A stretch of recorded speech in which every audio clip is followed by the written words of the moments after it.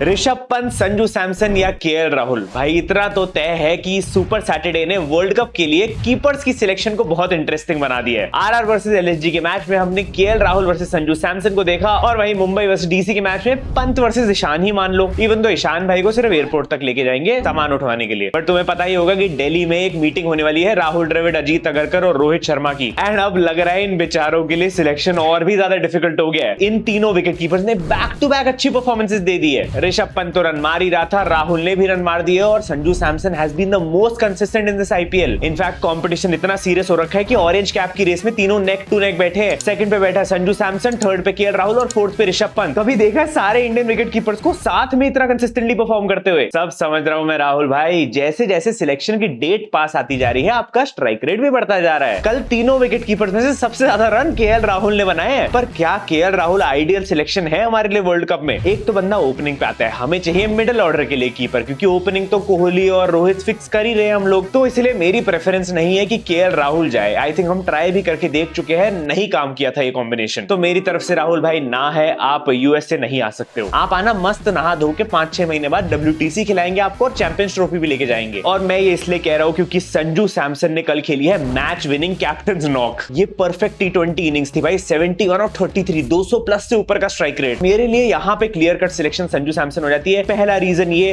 क्योंकि इस बंदे को चांस ही नहीं दिया है तुमने अभी तक बड़े टूर्नामेंट्स में। हर बार रिजर्व्स में डाल के छोड़ देते हो, कभी तो ट्राई करोगे। और इस मैच में जिस तरह से बंदे ने अपनी विन सेलिब्रेट करी है, क्लियरली दिख रहा था कि संजू भाई को पता है अब उन्होंने सब कुछ कर दिया है जितना एक बंदा कर सकता है अपनी सिलेक्शन को बेटर करने के लिए। अब बाकी सब मैनेजमेंट के हाथों में, क्योंकि इससे ज्यादा बंदा क्या ही करेगा। सबसे मेजर पॉइंट तो यही है कि ये सबसे ज्यादा कंसिस्टेंट रहा है, इनफैक्ट पंत से भी ज्यादा बेटर खेल रहा है। ऊपर से वर्सेटाइल भी बहुत है, 3 या 4 नंबर पे आराम से स्लॉट इन कर सकता है, चाहे तो एंकर वाली इनिंग्स भी खेल सकता है और जरूरत आने पे अच्छी हिटिंग भी कर रहा है। एंड आई फील अगर स्लो पिचेस पे डाल दिया जाए तो बंदा और अच्छी परफॉर्मेंस देता है। तो आई एम श्योर यार सिलेक्टर्स ये सब देख रहे होंगे और अच्छा ही डिसीजन लेंगे। इस बार तो यार संजू सैमसन का जाना पक्का है रिजर्व्स में। इनकी अम्मा बहन पे आ जाऊंगा। देखो यार मैं मजाक ही कर रहा हूँ, लेकिन उससे बड़ा मजाक हमारी सिलेक्शन कमेटी कर ही देती है हर बारी। क्योंकि अभी तक न्यूज यही आ रही थी कि KL Rahul is the second choice keeper और Rishabh Pant is the first choice keeper. Sanju Samson का कोई नामो निशान नहीं था। भाई मैं तो बाय एक्सपीरियंस देख चुका हूँ कि हर बारी ये बड़े नाम के चक्कर में गलती कर बैठते हैं, एक आध प्लेयर ऐसा ले जाते हैं जो फिट नहीं बैठ रहा होता स्क्वाड में। इस बार प्लीज मत करना, प्लीज, चाहे कितना भी हार्श डिसीजन क्यों ना लेना पड़े। Rishabh Pant on the other hand कल उतना इंपैक्टफुल तो खेल नहीं पाया, लेकिन ठीक है 30 ऑड रन बना दिए which was not bad. But उससे पहले से काफी अच्छा खेलता आ रहा है, तो वो तो काउंट हो ही रहा है। And I think Rishabh Pant KL Rahul से बेटर चॉइस इसलिए है क्योंकि अगेन वो मिडिल ऑर्डर वाला फैक्टर है। हमें मिडिल ऑर्डर में प्लेयर चाहिए, ओपनिंग में नहीं चाहिए। बट स्टिल यार तुम मुझे गलत मत समझो, मैं कंप्लीटली अगेंस्ट नहीं हूं कि केएल राहुल का सिलेक्शन होना ही नहीं चाहिए। हो सकता है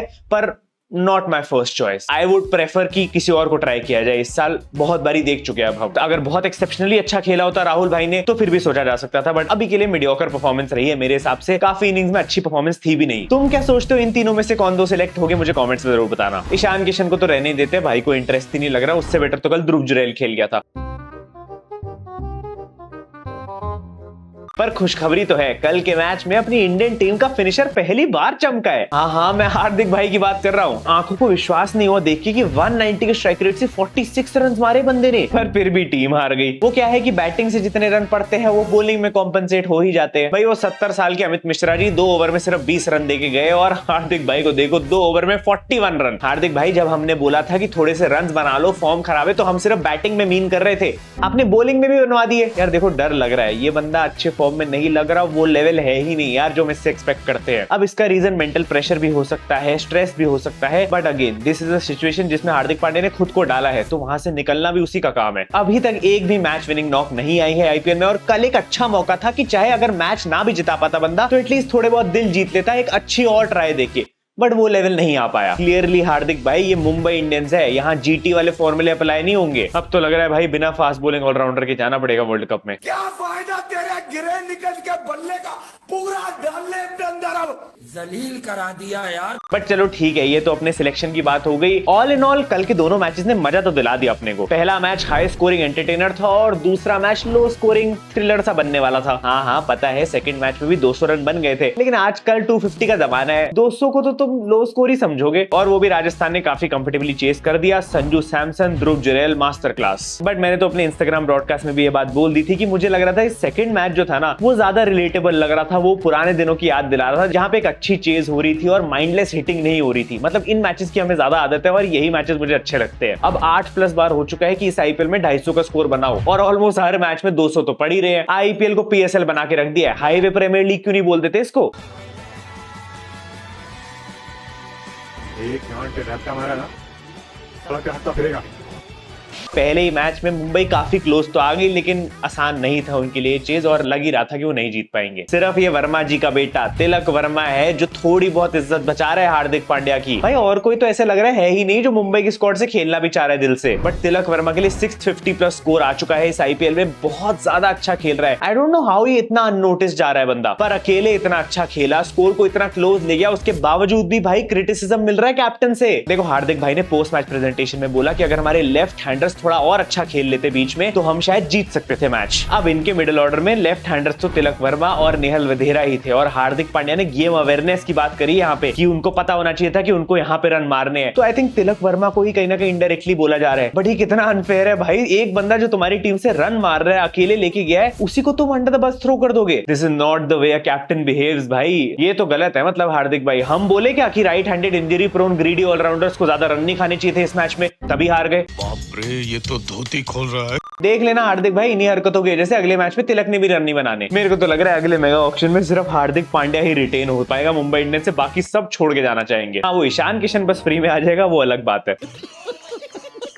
क्योंकि देखो रोहित भाई तो पूरे चिल मोड में है, ये तुम्हें भी पता है। आईपीएल में 1 सेंचुरी लगा चुके हैं। अब बंदा ज्यादा स्ट्रेस लेना ही नहीं चाहता, तो जल्दी से जल्दी आउट होके निकल जाता है, क्योंकि इंडियन टीम की सिलेक्शन भी करनी है। सूर्या भाई भी देखो स्टार्ट तो ले चुके थे, लेकिन इंपॉर्टेंट मैच था, टीम के लिए जीतना जरूरी था, तो क्यों करना है परफॉर्म। हाँ, जब टीम टूर्नामेंट से बाहर हो जाएगी तब 2-3 सेंचुरीज आ जाएगी, चिंता मत करो। वैसे देख रहा हूँ मैं सूर्या भाई की तरह तुम भी मुझे धोखा दे रहे हो। वीडियो सब लोग देखते लेकिन सब्सक्राइब नहीं करते, तो कर दो यार, बस लाल बटन दबाओ। 1 मिलियन करेंगे ना इस साल। मैं कह रहा हूँ तुम यहाँ ये सोच के देखो कि ऑस्ट्रेलिया के 2 ओपनर्स इस वर्ल्ड कप में कौन हो सकते हैं, ट्रेविस हेड और ये जेक फ्रेजर में कालू टिक्की, जो कल 80 रन बना के गया है 27 बॉलों में 300 के स्ट्राइक रेट से। मतलब कौन से लेवल पे क्रिकेट खेल रहे हैं लोग, कहां से आ रहे हैं, कौन सा प्लेनेट है ये भाई। ये मैकालू टिक्की और हेडेक अगर ऑस्ट्रेलिया की ओपनिंग के लिए उतर गए ना वर्ल्ड कप में, तो फर्क नहीं पड़ेगा मिडिल ऑर्डर में कौन खेलता है, क्योंकि उनकी बैटिंग आनी ही नहीं है, इन्होंने गेम खत्म कर देनी है। ये इकलौती ऐसी इनिंग्स लग रही थी जिसने रायना की इनिंग्स की याद दिला दी, जो पंजाब के अगेंस्ट उसने खेली थी। और अगर आउट ना होता तो 30 बॉल में सेंचुरी थी इसकी। नहीं, इस आईपीएल में बॉलर्स की तो कोई परवाह करना ही नहीं चाह रहा यार। मैं तो कहता हूँ मोटा भाई को अब एक मेंटल हेल्थ कस्टमर केयर निकाल देनी चाहिए सिर्फ बॉलर्स के लिए। बेचारे रात को सोते कैसे होंगे इतनी इकोनॉमी लेके। बट स्टिल भाई, इतने हाई स्कोरिंग मैच में दिल्ली से राशिक दार सलाम की परफॉर्मेंस कितनी अच्छी थी। 247 का टोटल बनाया था मुंबई ने, लेकिन उसमें से भी इसने 8.5 की इकोनॉमी दी और 3 विकेट्स भी निकाल दी। दिल्ली का ऐसा लगता है अपने सारे यंगस्टर से बहुत प्यार करती है, लेकिन पृथ्वी शॉ को बिल्कुल पसंद नहीं करती। इस मैच में फिर ड्रॉप कर दिया। और जरा मार्क बाउचर को ट्रिस्टन स्टब्स की हाइलाइट्स भेज देना इस मैच की। उसी का डिसीजन था ना इसको ना रिटेन करना पिछले साल।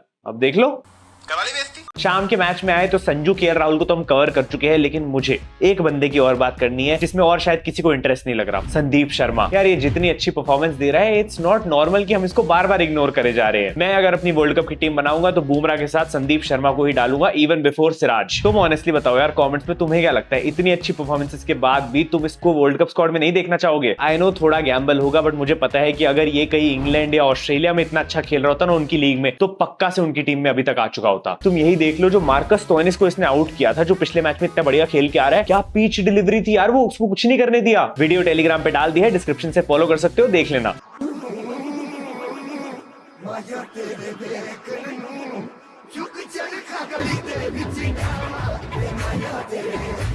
अब वर्ल्ड कप की बात हो ही रही है और अपना वर्ल्ड कप में पहला मैच आयरलैंड के साथ है, तो हुडा भाई ने भी बोला कि थोड़ा मैं भी जलवा दिखाई देता हूं। लेकिन भैया हम बहुत खुश हैं, हमारी टीम सेट है, हमें बस कीपर और बॉलर चाहिए।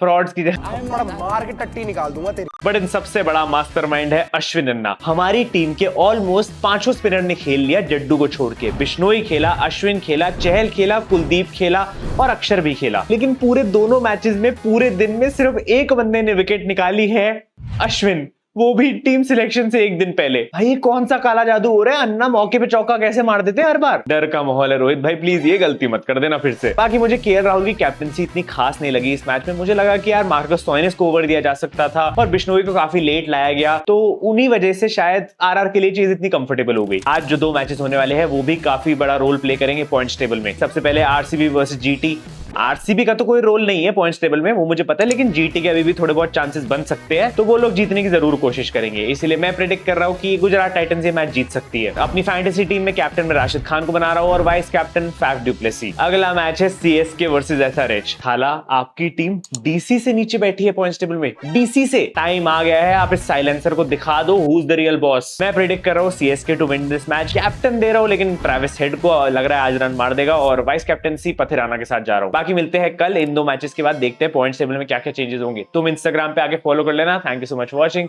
Love you all, bye bye.